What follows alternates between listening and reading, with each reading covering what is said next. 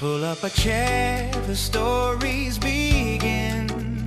Patrick and Randy are letting you in. From the desert lights where the big names are, it's big conversations, little bar. Athletes and dreamers, stars of the screen, leaders and builders, and all in between, sharing their journeys, how they've come this far. It's big conversations, little bar. Welcome to Big Conversations, Little Bar, the Coachella Valley's favorite podcast, recorded live at Skip Paige's Little Bar in Palm Desert. Get ready for another fascinating hour of meeting people who make the desert city such a spectacular place to be. Now, nestled in their corner booth perch, well lubricated and raring to chat, here's Patrick Evans and Randy Florence. Howard Hoffman, thank you. We are back here at Skip Paige's Little Bar. Hoffman. You all right over there, Randy? Howard Hoffman. Ho-ho. Ho-ho. That's why we call him Ho-ho. He is the announcer that's been introducing the program for many months, many years. Where have I been? I don't know. Oh, my God. I don't know. John and I discussed that. John, our producer, John McMullen. That's the voice of Randy Florence. My co-host, I'm Patrick Evans. And you're listening to Big Conversations, Little Bar. We're very appreciative of Skip Paige for giving us the corner booth. It's the biggest booth in the bar. It's the revenue generator. Yeah. Except at this moment. But that's okay. But Skip is a great guy. How are you? By the way, I offer my deepest condolences on your not winning your Desert Theater League award. But a nomination is a win because it was your first time doing any acting. Thank you. And you did a great job of tossing me out a Miss Congeniality award at the end because you knew I was watching you sob sad. Uncontrollably. You were... Your wife seemed chagrined, so I really wanted to lift the mood. I just found out yesterday. You're performing in a play coming up at the Bent. Performing in a play at the Bent. November 25th and 26th. Keep going. How much? Tickets? Where can they get them? You can go to thebent.org. I don't know how much they are, but if you're on the program, I'm sure there's a small discount. And there's probably way too much. What's the name of the play? It is called Execution of Justice, and it was a play that was written back in the 80s. This will really bring the show up, related to the Dan White murders of George Moscone and Harvey Milk back in the late 70s. So this is a little more cheery than the last two shows that I've done, which were all about suicide. And who's the director? A former guest on our program? Former guest, Stan Zimmerman. Stan Zimmerman. But we have a tie-in to one of our guests today, and that is the president of the Bent, Terry Ray.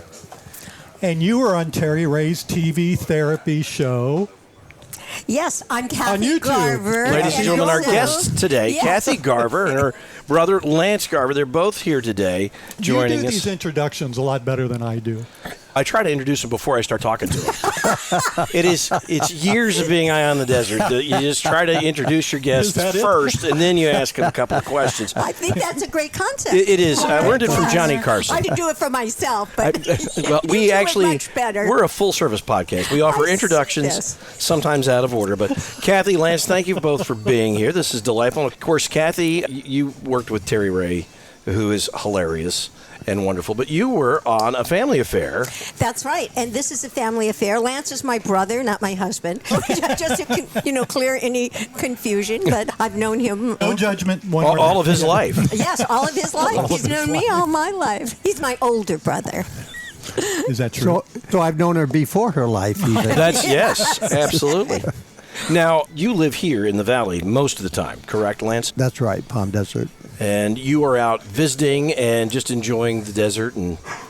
Yes, Lance and I have known Palm Springs ever since I was a child, and I was coming here with my agent, Hazel McMillan, and we would rent horses and go in the arroyo. And then when I got older, Lance and I bought a condominium together in Canyon Country. So Canyon Country Club Estados, and he bought me out when the... You get a fair price? I don't think so. Wow, okay. Well, this really is a family affair. It wasn't a family, They're definitely family. But I grew up, of course, watching you as Cissy on A Family Affair, and I always loved that program, and I think people still hold it dear to their hearts. Tell me a little bit about what you think the success of that show was and that it still resonates today. I think there are a couple of reasons. First of all, it's got a classic theme of love and family. Look, I'm still loving my brother, but it was about situations and problems and solving those problems, not heavy-handedly, but with warmth. And it also followed a classic theme of storytelling, because Ed Hartman, who was our creator and producer and writer on the show, had, as a matter of fact, his grandson lives where Lance lives in Palm Desert, in Ironwood, down the street. It's a small world, isn't it? Joe Mendelson. Up the street. Not down the street. So he was the president of the Writers Guild also, but he told me one time at lunch, he said, when you're writing a story, you start out with a problem. He says it's like climbing a palm tree, since we're in Palm Springs, but a palm tree. So you start out at the bottom with this problem. You go all the way up to the top. You look around, and boom, you slide down. So you start with a concept of the story.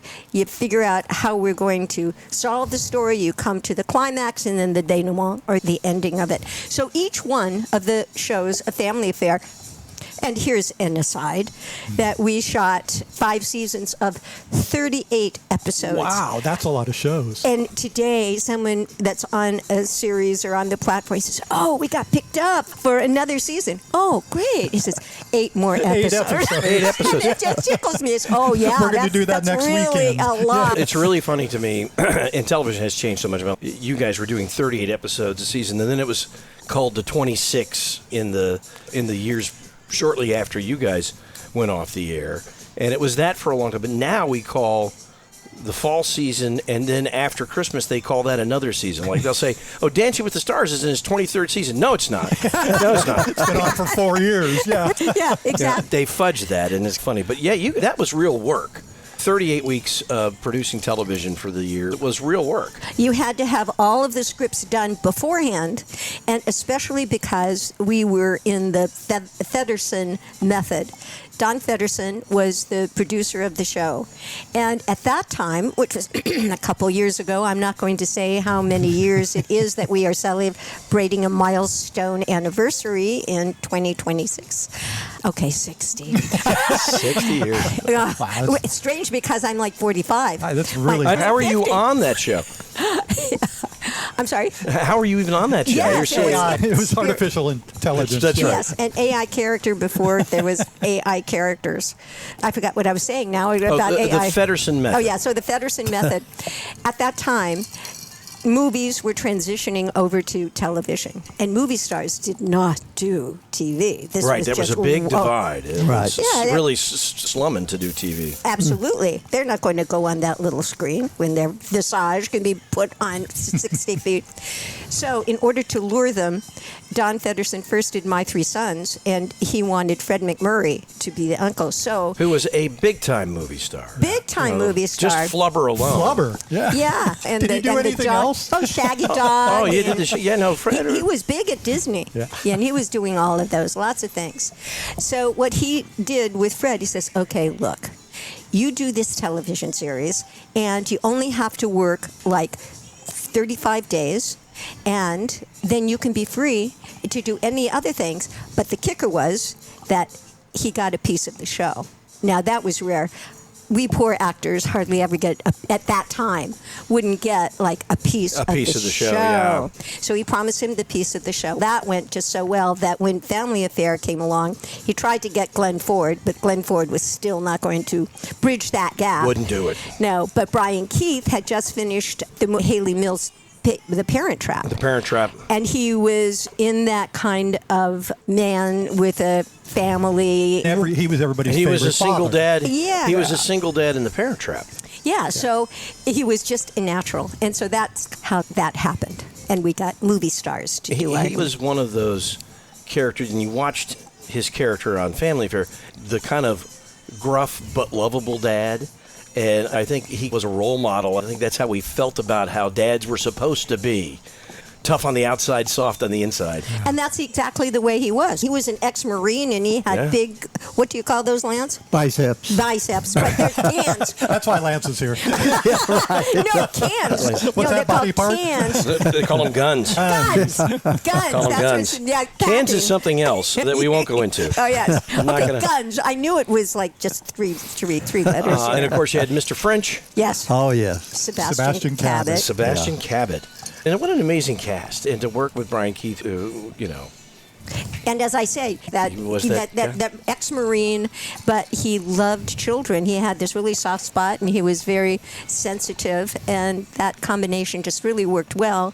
And then you had also the contrast between his way of acting. He was a really laid-back actor, and if he didn't really like some of the lines, he would say, "Yeah, now you're nice, sissy."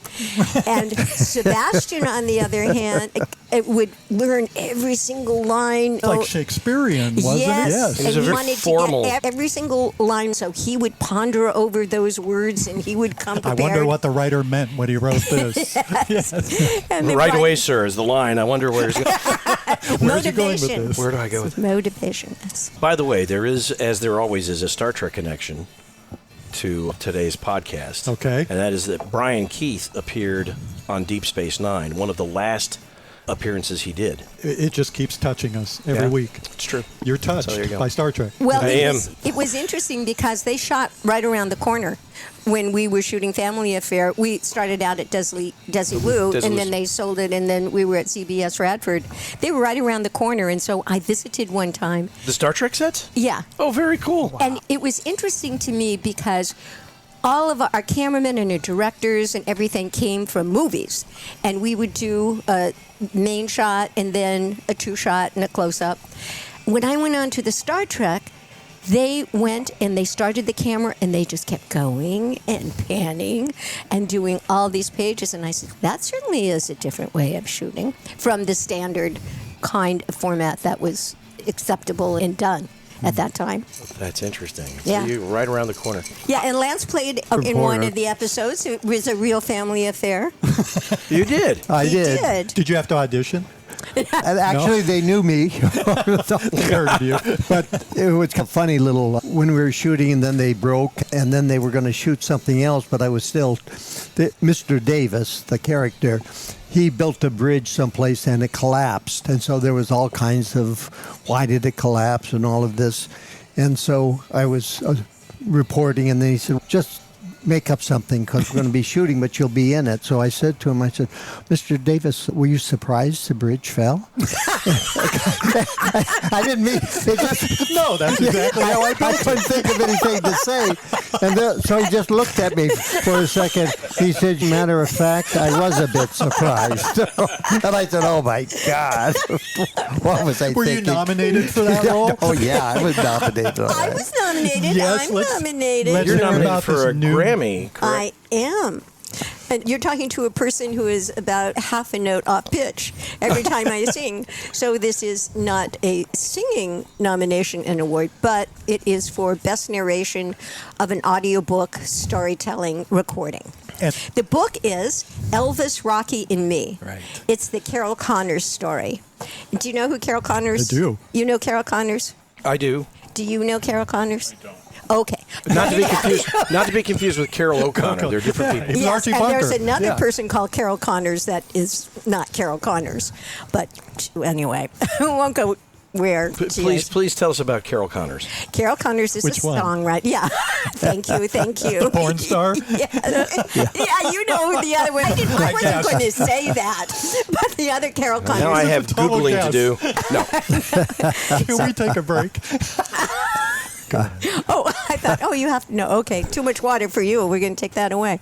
Carol Connors started her career when she was 16 years old and with Phil Spector and his band, and she sang, "To know him is to love him." And I Yes, I do. Yes, I do. Yes, I do. Yes, I do. And that was like a Billboard, like right in the top 10. And so she's known for singing that song, and then she became a songwriter, a very famous songwriter. She was Oscar nominated for Let Us Fly Now in Rocky, and then in The Rescuers, and she's written a lot of songs. And Elvis, they're in there, Elvis, because she had a little affair with She had a little affair with Elvis. So I met her. She's been out several times to the desert, and I've introduced her on a couple of occasions. Yeah. And she sings the one song, Gonna Fly Now, and she's got this fighter's robe on, shiny gold, and the little boxing gloves. She's just my height. Yeah, she's tiny. So you've done a lot of voice work. I mean, you did some stuff on Spider-Man back in the 80s. Yeah. Do you like to do that? I do. I was Firestar and Spider-Man, His Amazing Friends, and I've done about 60 audiobooks. Wow. I taught it for about 20 years. Wow. And I've won 4 Audis and all of this. But in these Emmys, I am up against the Dalai Lama. Well, and Milli Vanilli. We'll see how that goes. It's got Milli Vanilli didn't voice their own thing, so they can't win. No. And the Dalai Lama has won twice before. Yeah. Although he does have a little bit of an edge. Yeah. I mean, But who's he gonna also vote is against the one Dalai least Lama? likely to get mad if he loses. Good point. That's good. Yeah. And he probably won't show up. He's probably not going to That's what I show was up. thinking. I don't That's think what he'll show up. I'll be there. I want to be on the red carpet in front of millions of people. And I've already got my speech done. Yeah? Yeah, in my head. And I altered it a little bit this morning when I was taking a shower, which I make the best creative decisions there. Carol Connors had she wrote a whole song in the shower. And that could have been her homage or a paean to Elvis. But anyway, yes. But my brother knows all about the real estate in Palm Springs. Yeah, you're a commercial real estate broker.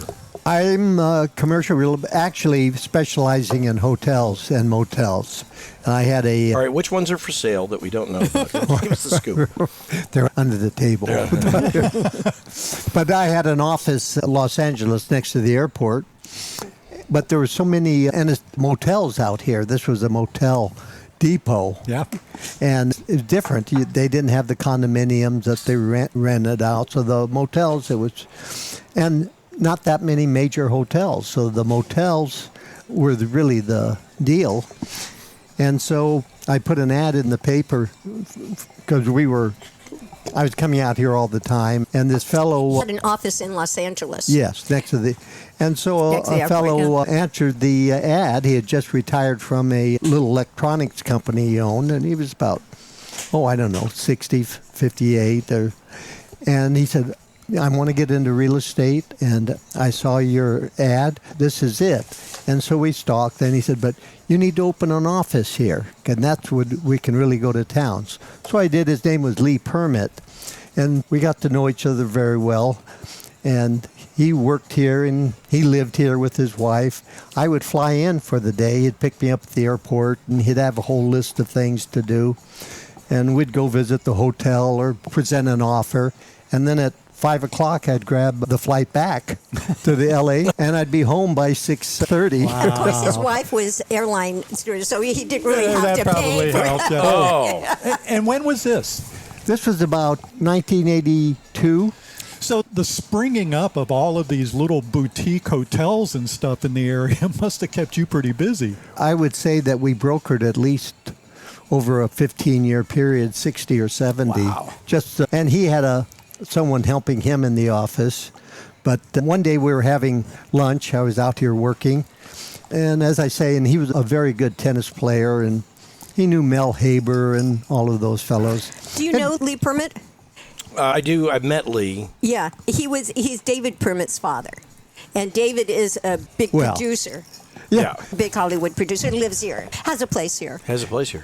So anyway, we're talking, and something came up about a show, and I said, my sister is in show business. He said, oh, really? And I said, yeah, she's did that family affair. And he says, does she go by Garver? And I said, yeah, Kathy Garver. He said, it's funny, but my son is in the show business also. He's an agent. I said, no kidding. I wonder if they've ever crossed paths. He said, I'm going to call him tonight and find out if he knows your sister. And I said, oh, I'll do the same. 2 days later, I call him up. I said, hey, Lee, did you talk to David? He said, did you talk to Kathy? And I said, yes. And he said, yes. He's taking her to a opening today. He was her agent.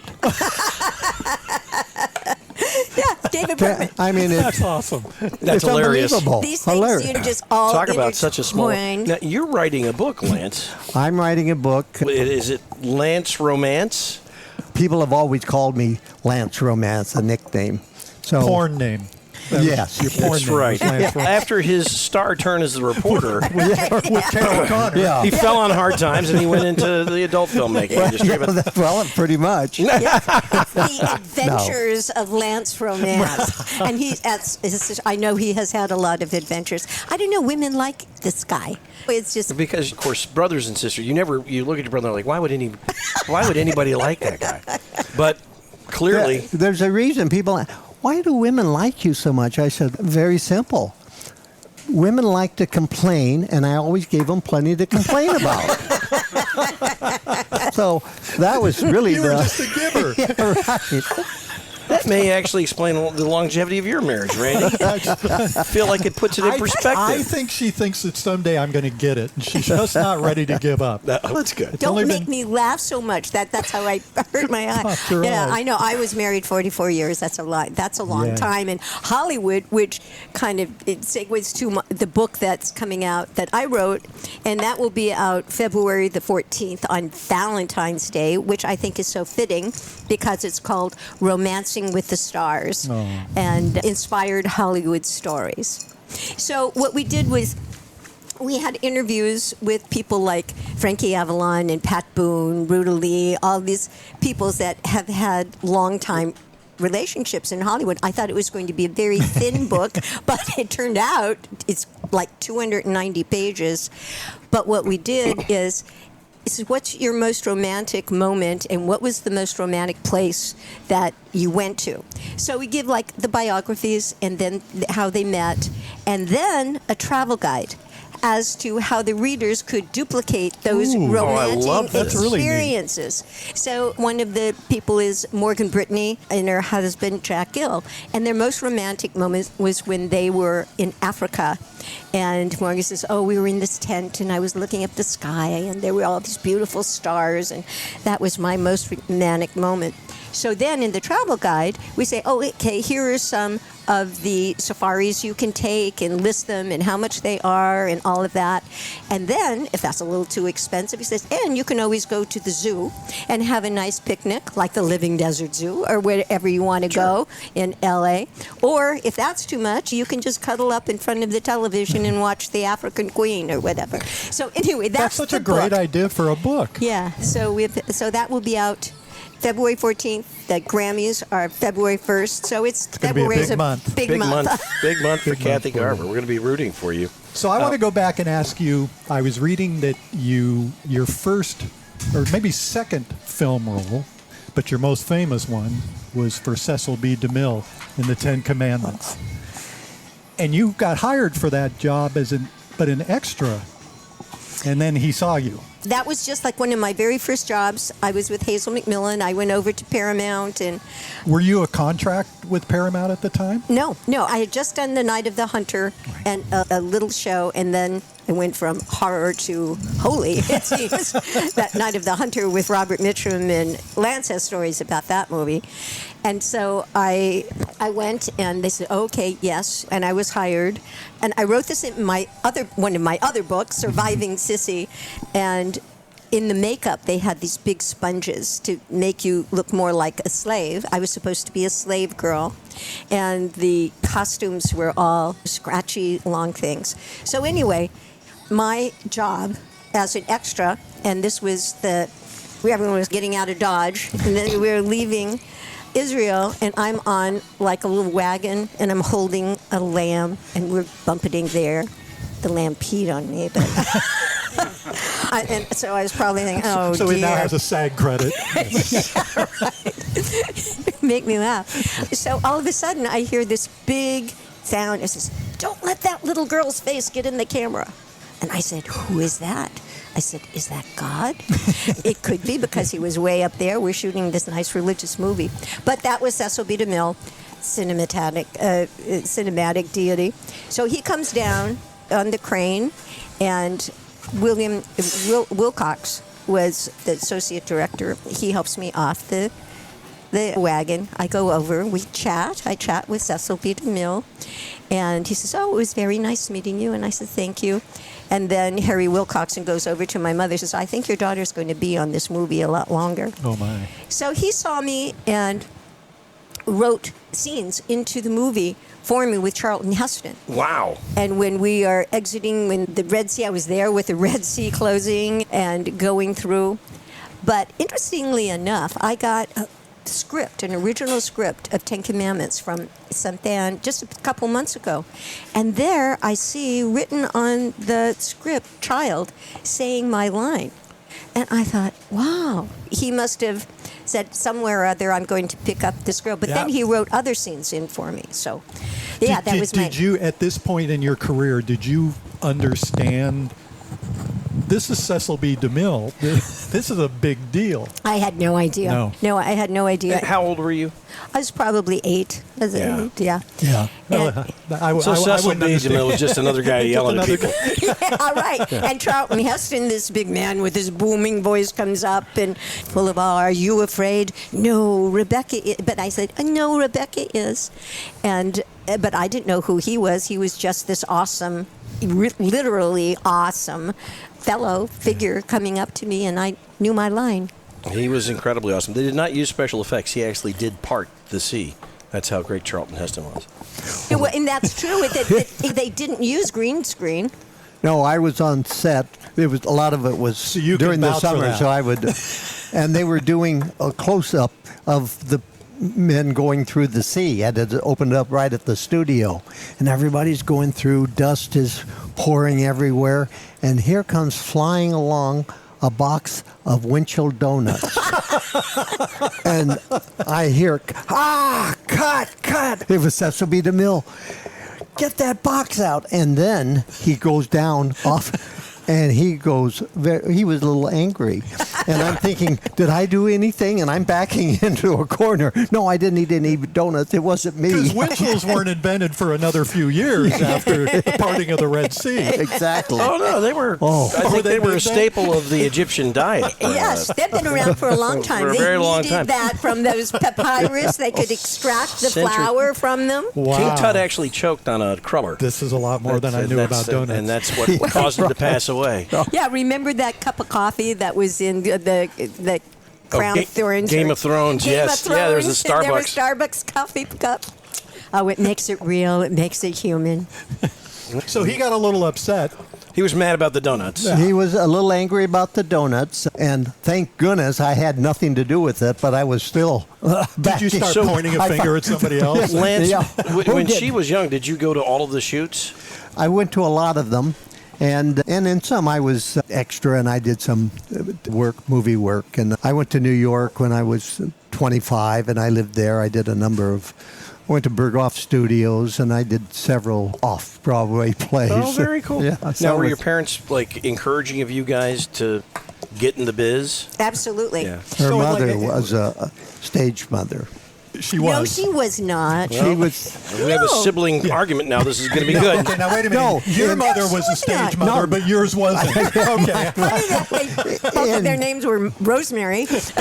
But And they no, look she was on remarkably all alike. the They sets, did. and she supported you in all of this. She was very supportive when on set. She was a little, I thought, obsequious, and she wouldn't there are stage mothers that push the kids and do all that. No. She didn't push. Did she push you to audition for stuff? Like some stage moms are like, no, you need to do this, and there's actively, but she let you. Yeah, and she said, anytime you don't want to do this, you just let me know.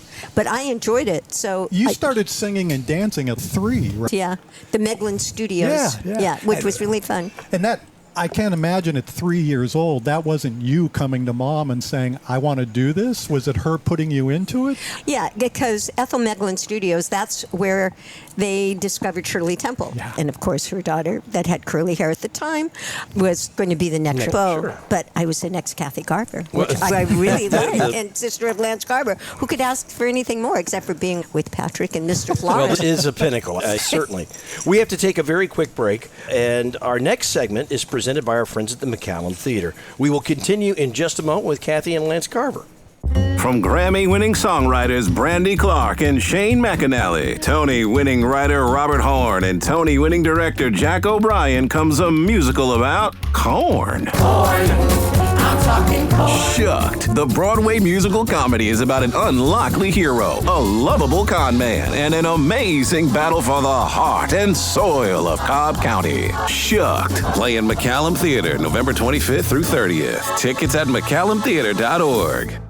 And we are back with Kathy Garver and Lance Garver, and they're telling stories about their youth in the theaters, in the movies, and the television programs. And this segment is presented to you by the McCallum Theater. Great shows all year long. You can visit McCallumtheater.org. Guys, I'm so enjoying this. So my mother was not a stage mother, as they say. And I started with the Meglin Kiddies, where they had discovered Shirley Temple. But your mom obviously saw that you had talent. She encouraged it, and curly hair. And the thing was, I was the youngest child. We had two siblings. And like our sister, our oldest sister, I think was like this Wunderkind. She was reading at 3 years old. She graduated high school at 15. She graduated UCLA at 19 years old. And she had two other children. Then there was our brother Bud, and then there was Lance. And then when I came along, who was a surprise, they were not expecting this fourth child, she had more time because the older kids had gone, and I was a little precocious. I was doing... Is that true, Lance? Yes. In a word, yes. I was doing cartwheels around the house. I could do the splits. I was very flexible. And if they had gymnastics at that time, that would have been fine. But my father was an architect. Our father was a wonderful architect contractor, and our mother was a RN. But no daughter of mine is going to be in a circus, because he's envisioning this. But I still had all this flexibility, which does mean nothing now. I can still do the splits. You wrote a book called Surviving Cissy. Yeah. What was the impetus behind that? And it seems like, when I've talked to you a little bit about it, you had a very positive experience with the show. But not all people who are child actors go on to continue, and you've had this terrific career. A lot of kids get burned out very quickly. What was the experience like? It was a good experience, and I think that's primarily because of our parents. And another reason I didn't take drugs, thank God, because I'm allergic. I'm crazy enough. If I take like a little something over the edge, forget that. I said, this is no good. I'll rather have a glass of wine. She becomes really precocious. We can arrange a glass of wine, by the way. We are in a little bar. Yes, I do Chardonnay, which is rather nice. But so many of my peers and colleagues did not have the wonderful parents are. My mom saved every single penny I ever made. She religiously and dutifully wrote down every job and how much it paid, and in her little book she saved that. And you were making like $200 an episode? Yeah, not very much. I make more off of all the auxiliary things that happen, like writing Surviving Cissy and going to... You're not counting on anything from podcasts, are you? I'm starting a new podcast. Oh, you are. I just meant we're not paying you. That's what I meant. Don't forget about Mrs. Beasley. Patrick. You're not supposed to tell them until after the episode is over. Oh, gee, thanks. I get paid in lemon water, which is quite... You can be paid in Chardonnay.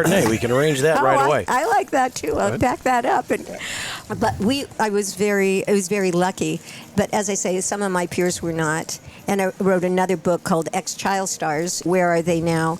And like the little girl on Family Affair, she unfortunately died at the age of 18, the sweet thing, and on drugs, that she took an overdose of drugs. And the little boy was on alcohol. Is that Johnny? Yeah, Whitaker? Johnny. And so he was on drugs and alcohol, and now he's finally off. But a lot of these kids go through so much. They're under the spotlight, and they're young. They don't know how to deal with it. And in writing the book, what did you find was the primary reason?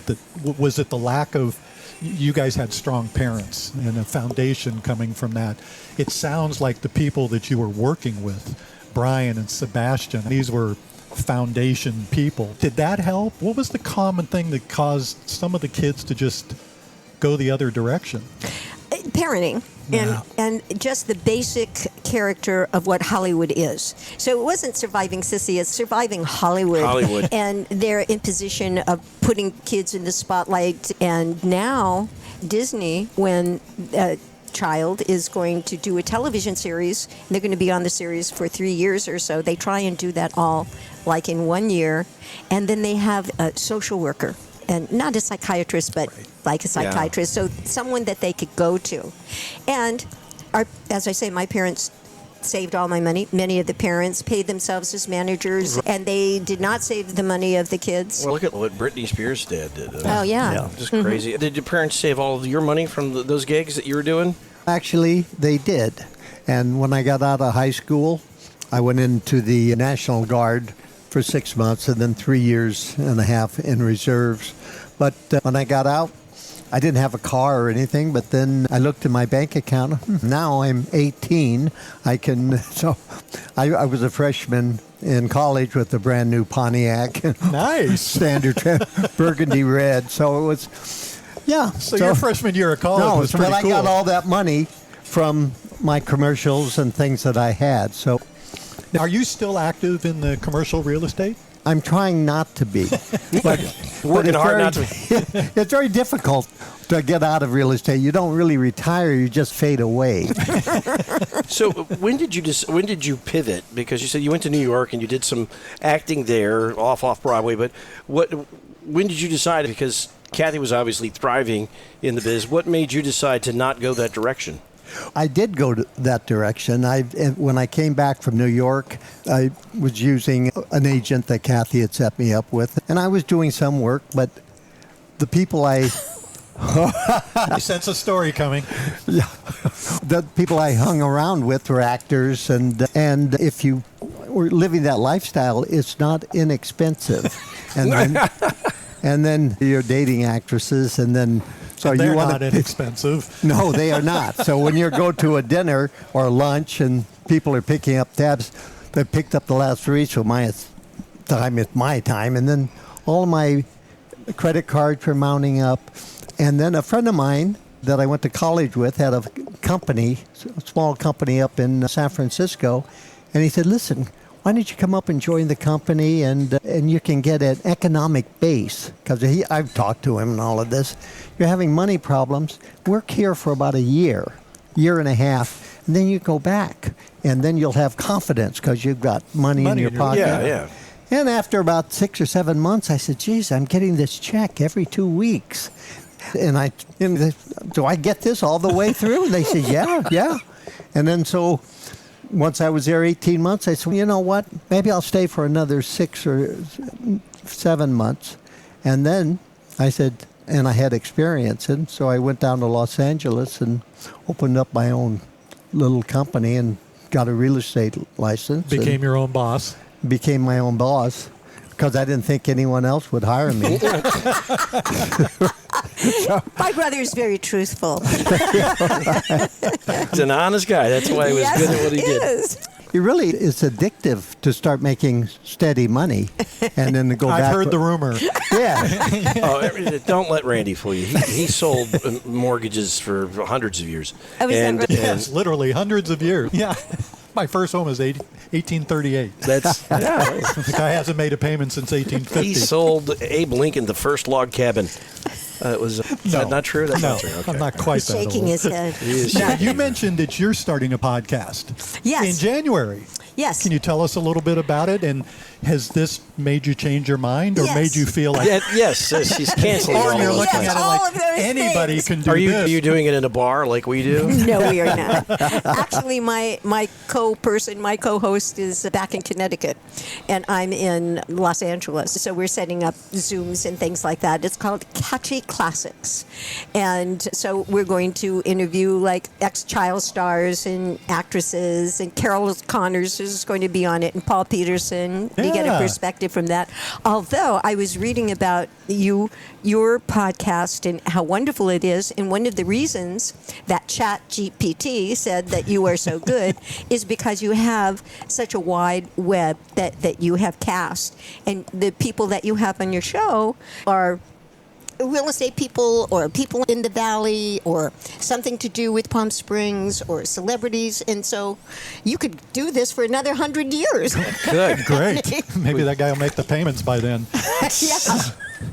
No, that's and that's why I'm very appreciative of both of you coming on. We do have really interesting guests. The show is really all.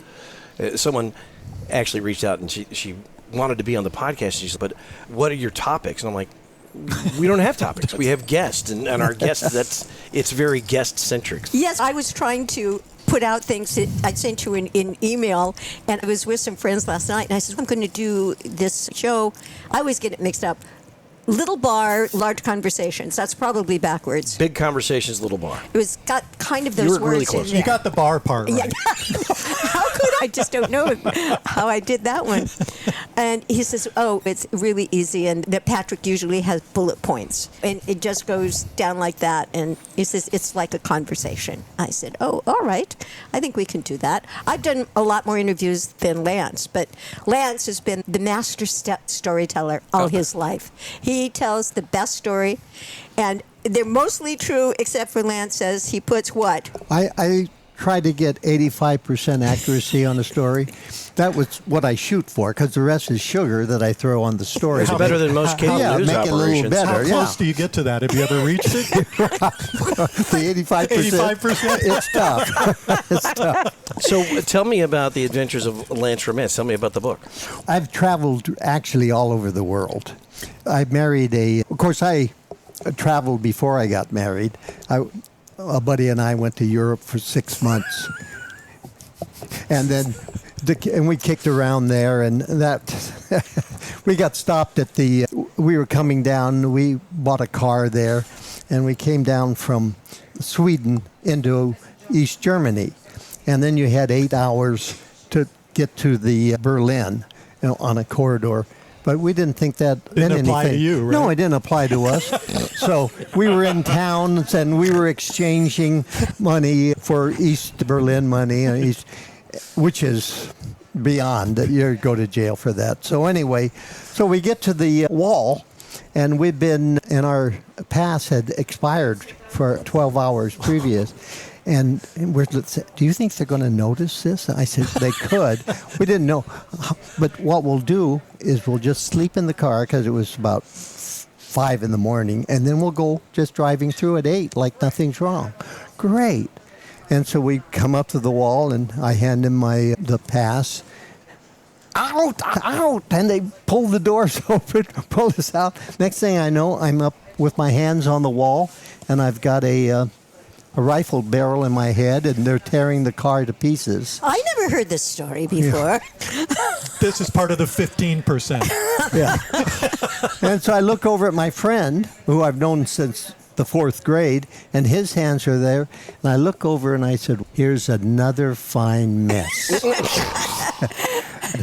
And then, of course, the East German guard went crazy. 9, no decking. And then the major comes up, a Russian major, and he looks at us, and I've got Malibu T-shirt on, and the other guy had Hollywood, and he just looked at us and shook his head and said, and in German, let him go. And then the East German lieutenant didn't want us to go. But anyway, the major won out, thank goodness. So they just dumped everything, including our seat in the back. And we come across the little corridor, and then there's American soldiers up on the wall, and they've got machine guns set up, and they let us in, and the lieutenant comes up to me, what happened? I said, well, I'm not sure what happened. I gave them the paper, and they went psycho a little bit. And he said, this is the pass. Your pass expired. You had an 8-hour pass, and you've been there 20 hours. What'd you do for the 12 hours? Just stopped, had a couple drinks and all of this. You see all these guys? We're waiting for something to happen. And then he takes a coat hanger out, and he wadded it up. He said, this could be an aerial. All they can say is this is an aerial. Then we have to go get to the embassy to try and get you out. He said, did you two guys graduate from high school? And Do And you I two said, have a brain in your head? yeah. I said, no, we went to college. Okay. Did you tell him where? No, I didn't tell him where. And so he says, how long are you going to be in West Berlin? We're not sure. That was old. He said, why don't you actually sleep it off and then head out of town as soon as, and you go across the corridor, because you had corridors through the countries you had to stay on, and don't get off the corridor. We won't. And as we drive away, I said, I didn't like his attitude, Jim. See, this But is that was one of just- You the could have adventures. caused an international incident. Yeah, that's what right. he said. We have to go to the embassy. What? And then That's one of his adventures. That's that's- going to be in Lance Lance's book. Romance. That is and just on one. that same trip, I had been Oh, on the yes. dating game, and my date was this fellow that I didn't particularly like, but the trip was to, where was it? Barcelona, Spain, and to, I think Lisbon Lisbon, and Barcelona. and then was that seacoast town? Something. So my date, thank goodness, had left, and then there I was in Europe, and I didn't want to go back to the States. He was there with his friend left, and you still had the car, right? The little Beetle. Yes. So- He stayed in a town. And he said, I don't want to go down and meet your sister. He knew her. He said, I'm staying here. Excuse me. Wow. Yeah. She was just on the dating game, for God's Yeah. sake. Well, we had a different type of trip that he thought we were going to have with Kathy. So anyway, Now I know what you're doing for the extra 12 hours. That explains everything. Yeah. So he met me, and we had some time in Lisbon. He made me sleep on, I think that was a bench in a train, waiting for that. And then we had a wonderful meal. Remember, we went down the steps, and that was Lisbon. But then it was time for me to get on the plane. And they had given me first class from the dating game. This was great. And so Lance was very anxious that I make the plane. And So get you out of there? to get me, I couldn't find my ticket. Oh, no. And so then he looked at me and said, oh, finally found the ticket. He takes me to the airport, and we were like 3 hours early. And we're waiting for the plane, and we had the brunch and everything. Then we saw her. He's trying to get me on the plane because he's done with his little sister. He does not want his little sister with him. He wants to go back to romancing Yeah, he's all of Western Europe. He's got dates in East Berlin. That's right. Whomever, little Fraulein, was good for him. An East Berliner named Helga was waiting for him. I also wore this shirt around, and it had a big American slogan on the arm. And I thought it just to be ambassadors to Europe, to Americans, but some places The East Germans Didn't they like didn't buy it, into and What other was that. the slogan? Oh, it's a flag. Oh, yeah. American flag. Screw East Berlin. Yeah, Thank you, Rin. That is not what it was saying. it said F. Khrushchev, and it was a. But beside that, he got through. Well, it should have been except for- fine. Yeah, that American flag shirt did bring a lot of Fraulein's. interesting dialogue. Yeah. And this is why we call the adventures of Lance. So he's trying finally to get me to the airport, and we're sauntering down. They're saying, Kathy Garver, please come to your gate. At that time, they didn't have TSA. This was a long time ago. And you could just go out onto the tarmac. And Walk so, onto the plane. Yes, and he says, would you get on that plane? And I said, it's leaving. And then there was the gatekeeper, and they said, my sister has to be on this plane. She has to be on this plane. And so they had a truck come up. They picked me up at the gate, and they took me to the plane, and I got on. I could see it go. Wow, like, you had some power in that area. Oh, and then I saw her taking off, and she saw me in the window. I went, go have a nice trip back. And then, it's a hard job taking care of a little sister. It is. yes. But it looks seems like like he's done a pretty good job. Yeah, he's the best brother. What made you do the dating game? Oh, publicity, and I was looking for somebody, and here were three choices. Those were pretty good prizes, too. It wasn't like you got those are- rice-a-roni or anything. Oh no, they were. I think I Don't was knock on it 3 rice-a-roni. times. It's really delicious. Especially in San Francisco, number 3. it's a treat. It is a treat. It's the San Francisco treat. Yes, it is. You're welcome, Roni. So who was the host? Bob Eubanks? No, it No. was. Oh, I can see him. I can see Dark him. hair, wire glasses. Yeah. Where's Chat GPT when you need Yeah, her? where is where's If only Google? one of us had a computer in our pocket. Yes. Yes. And I tell my wife all because she'll ask me a question. I'm like, if there was only a device Jim where we Lang. could ask them. Jim Lang. Yes, Jim- Ling. Thank you, John. That's right. Good. Good job. Bob Eubanks' dad. He What? was What? not. No. Wow. I've never questioned Bob, John. you never do. That doesn't mean he's always right. I just Eubanks never... was Jim Lang's father? Really? They seem like they would have been about the The same, same age. That's what I was thinking. Yeah. No? He's Sometimes looking it up. Google gets it wrong. But it wasn't. You ended up not liking the guy. Yeah, the first one, I think, where was that? That was in, I can't even think, South America, where they have the Corcovado thing. Is that... I'm looking at three blank expressions. Yeah. Nobody knows what But I always Corcovado, have this John. Where's Corcovado? But anyway, it was South She America. thinks we have some culture in us. I've been to South America. Yeah. I've heard of it. Yeah. Yo hablo español un poquito. See. Es verdad. Oh, that's real good. Okay, so anyway, we'll skip where it was, but we flew there. I wasn't particularly fond of my date, but I had San Sebastian. No, but I had a good time. And then the second one was like to Lisbon, where I met Lance there. And then the third one was just to, I think they were running out of money, it was to Tahoe. My date didn't want to go, so I took my boyfriend at the time, David Pretty Ayre. nice. Oh, that's. So the one to Spain, were you the one picking the Yes, I was always the picker, not the picky. guy? So what was it about that gentleman that made you pick him?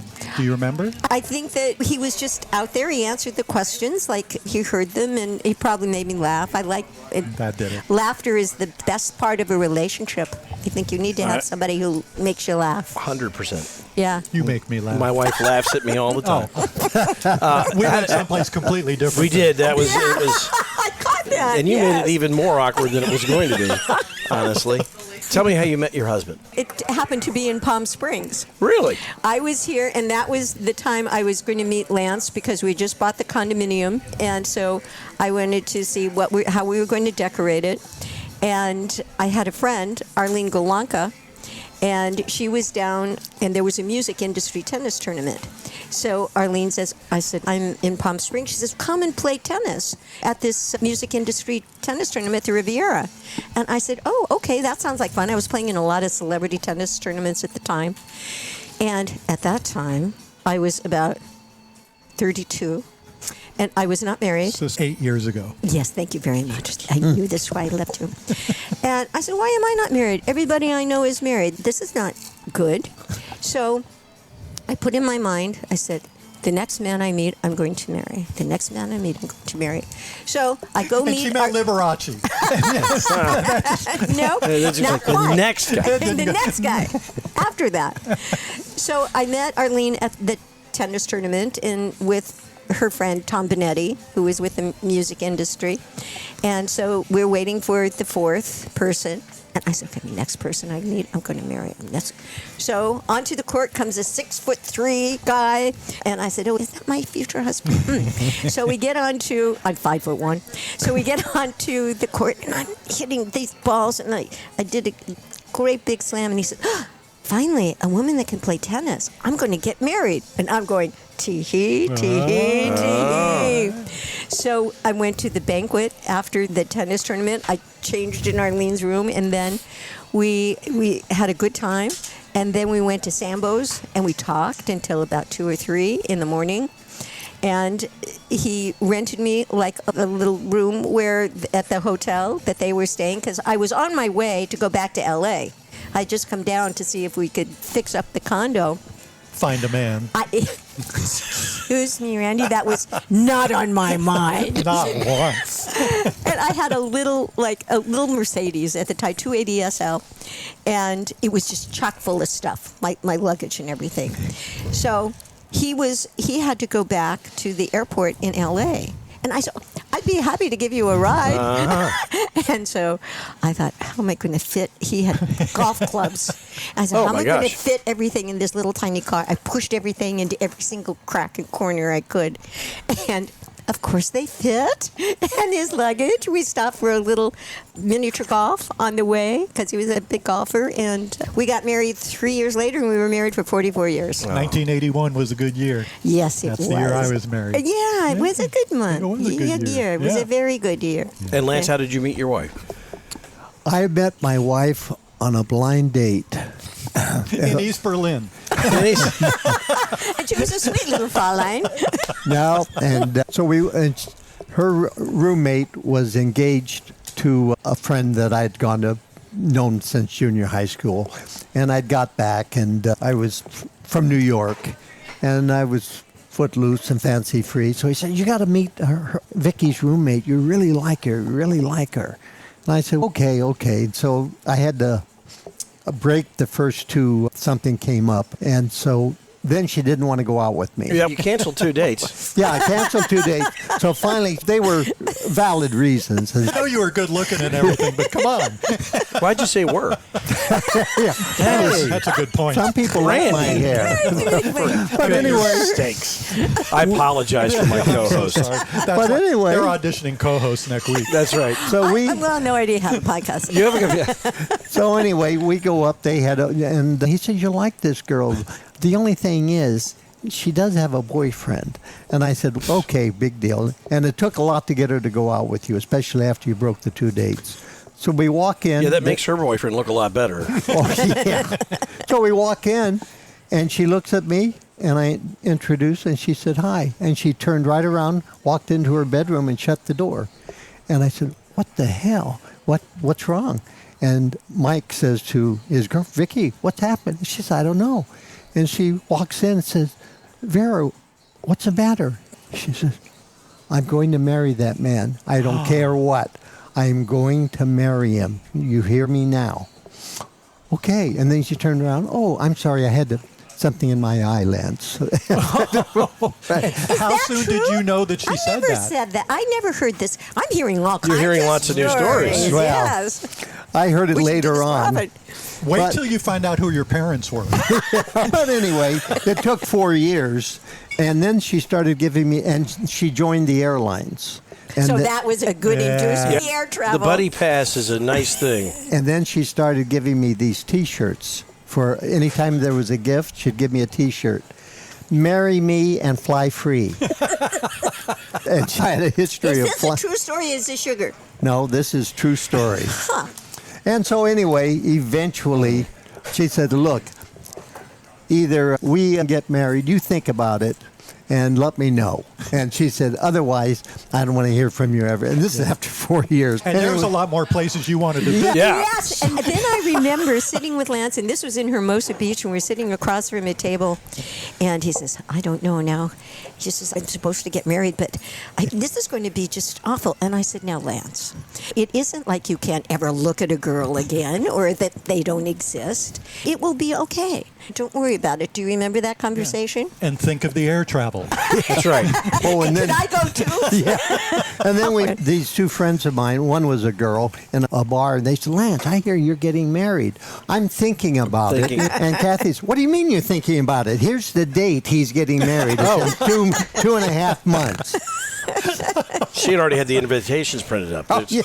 So anyway, we got married, and on our honeymoon, I said, "Oh, I've got it all picked out." And he said, "Ever since we got engaged, you've been hanging out in travel agencies." And, "Okay, where is it?" I said, "We can first go to Haiti." She said, "Haiti? Where's that? What's that?"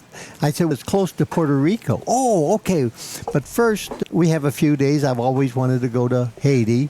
And this is when it was dubbed the poorest country in the Western Hemisphere. I think it still is. And it may be. Papa Doc. Yes. And Papa that Doc. was when Papa Doc, And was he there. was- Yeah, exactly. Papa Doc was in power at the time. Yeah. So why did you want to go there? To see it and find out. And really, I've been to Afghanistan. The guy who walked through East Berlin and didn't know where he was. He knew where he was. He just didn't know what time he had to get out. That's true. So anyway, we go to Haiti, and we're looking at it. It's poor, and there was this little outdoor bar. We're walking down the streets in Port-au-Prince, and the streets were dirt. And so she said, "Let's get a drink." And he said, "Okay." So she sits at this stool on outside, and I said, "I'll have a beer." And she said, "I'll have a pink squirrel." And the bartender said, hell is "What? Pink squirrel?" And they literally brought one. And he said, "How do you?" And she's telling him how to make it. And he said, "Oh, I don't have that. I don't." And I said, "Wait a minute. Do you have Coca-Cola?" He says, "Yeah." And I see you've got rum. "Yes." "She'll have a rum and Coke, okay?" And put it some lime. You get a rum and Coke. But anyway, then I said, "Oh, good news, good news." "What?" I come in the hood. I found out where there's a voodoo dance tonight. A voodoo dance? I said, yes, we can go to the voodoo. Haven't you ever wanted to go to a voodoo dance? And she said, no. Yeah, haven't you ever? Are you married to her at this point? Yeah, this is our honeymoon. This is our honeymoon. That's our honeymoon. On your honeymoon, you went to Haiti? So anyway, she comes out in this nice dress. I don't think he wanted to stay married. But go ahead. I knew it was a mistake immediately. So we go to this voodoo dance, and I've got a cab coming, but it's a pickup truck. And there's 3 or 4 Asians sitting in the back. They're all just got off work. And so we're driving out of town into this forest, and then we run into it. The truck gets stuck in the mud. Everybody out, we got to push the truck. So I jump out, the Haitians jump out, and she looks at the driver and said, I'm not getting out of this truck. Oh, you don't have to, ma'am, you stay in. So anyway, we get to the voodoo dance. I don't want to go into it. It was a chicken running around without his head on. And Oh, no, I don't want to hear about that. So anyway, the next day, I go out and get some breakfast and bring it back, and I come back, and she's packing up. I said, what are you doing? I said, oh, there's a flight at 3 o'clock to Puerto Rico. I'm going to Puerto Rico. I hope you come with me, but I'm leaving. And I packed your bag. I'll be down in the lobby. I said, oh, okay. So anyway, and then one time we planned a trip to go all the way around the world on Pan Am. It was $50 a piece. Wow. So how you could turn something down like that? You can't. No. You got to stay married. Yeah. So anyway, so we started in Los Angeles. We had hotels, a reservation in London, and then we stayed there a few days, and then that was it. We went to New Delhi. We went to all of Afghanistan, and Oh, my Is goodness. this still on a honeymoon? this is a couple years later. Oh, A couple years later. So I'll bet they didn't go back to Haiti, though. we didn't go back to Haiti. We went to India. I feel like I've had the most boring life in the world now after this last 10 minutes. Oh, and then I'm going to get you a trip to Haiti for your birthday, though. but You're going to love it. yes, but Papa Doc is not there Yeah, he's anymore. gone. No. But still. I asked my wife, her friends, what was it like going all the way around the world and all these places? All I know is we were always looking for a hotel. Oh, yeah. Before we wrap up, you've got a couple of projects in the works. You got a movie that's going to be shooting in Australia, is that correct? And then it's called what? The Thing About Pickles?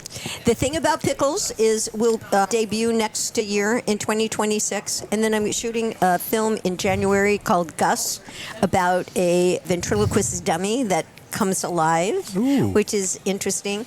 I'm very excited about the one in Australia. It's based on the original Pollyanna book. They had Pollyanna, that Disney thing was not based on the 1929 original book.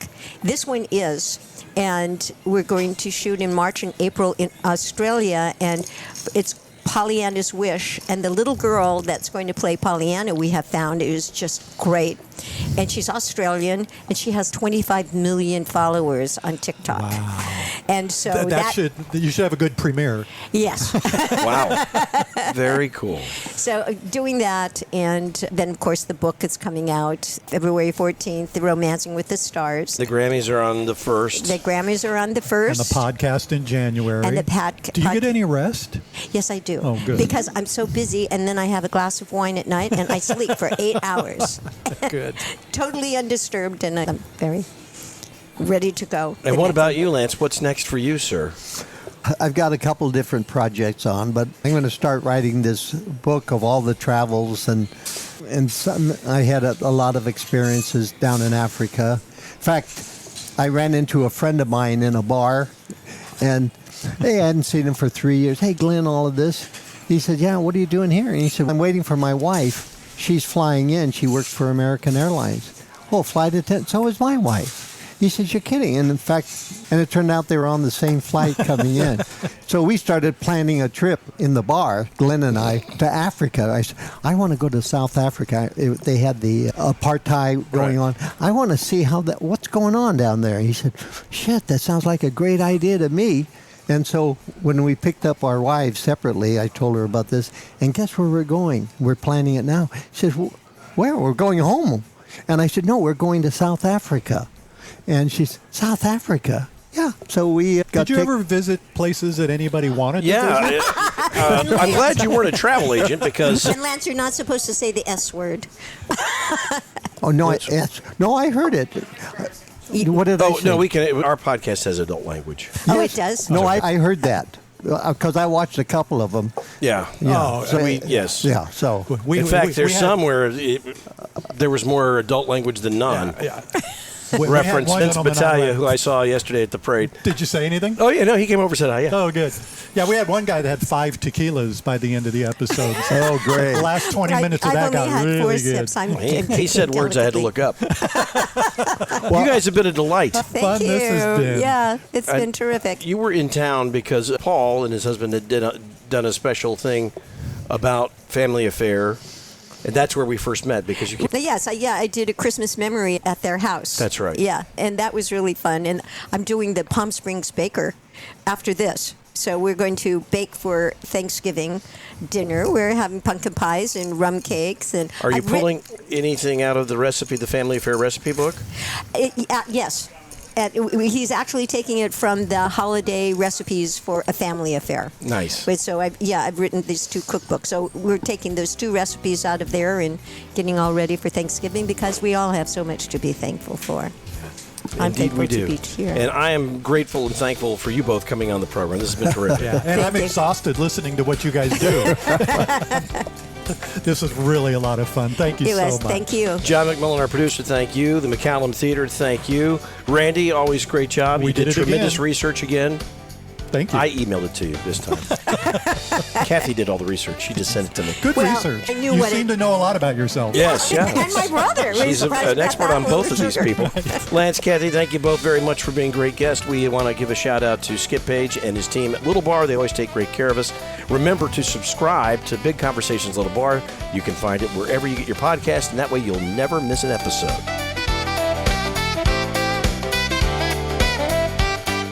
Big Conversations, Little Bar is a production of the Mutual Broadcasting System. This podcast is available in audio and video format. Visit our website at www.bigconversationslittle.bar.com. New episodes are released every Monday.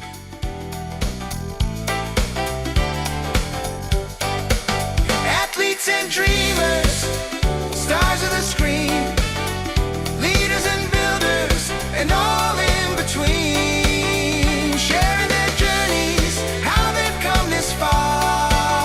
It's Big Conversations, Little Bar, at Big Conversations, Little Bar.